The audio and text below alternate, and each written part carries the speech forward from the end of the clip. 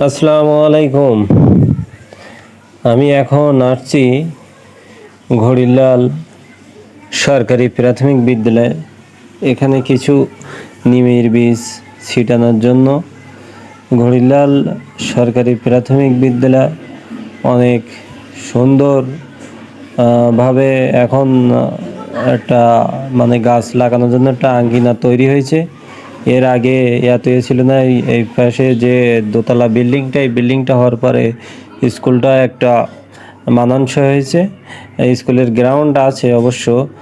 এখন গাছ লাগালে পরিবেশ ফিরতে পারে, কিন্তু দেখলাম যে স্কুলের এই যে এই ঘেরার ভিতরে এই স্কুলের শিক্ষকরা দেখলাম কিছু কারেন্ট বাউলার গাছও লাগাইছে। এটা দেখে আমার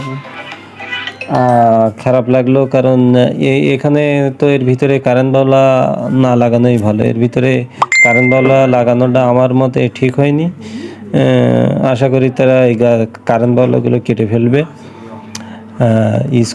এই স্কুল থেকে অনেক শিক্ষার্থী লেখাপড়া করে তারা এখন চাকরি জীবনে আছে। বহু পুরনো একটা স্কুল। অনেকের শৈশবের স্মৃতি বিজড়িত দিনগুলো এখানে কেটেছে।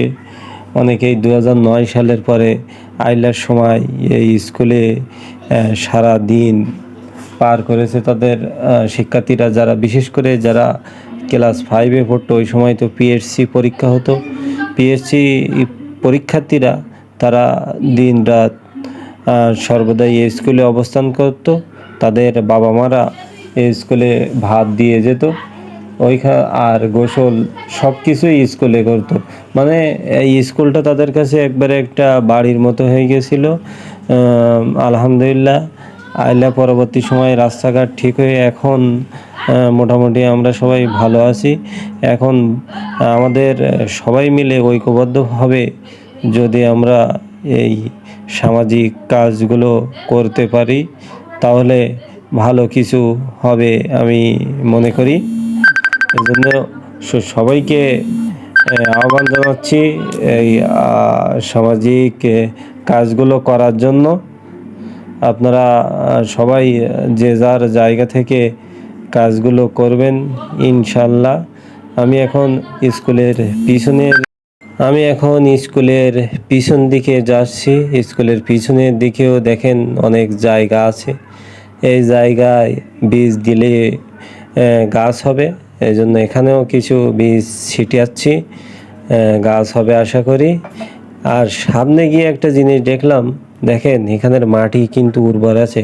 একটা তরমুজ গাছ হয়েছে। এই তরমুজ গাছে আবার কিছু তরমুজও ধরছে। এটা দেখে খুবই ভালো লাগলো যে এখানে যখন তরমুজ হচ্ছে, তার মানে তো অন্য যে কোনো গাছ হবে, এটা আশা করি।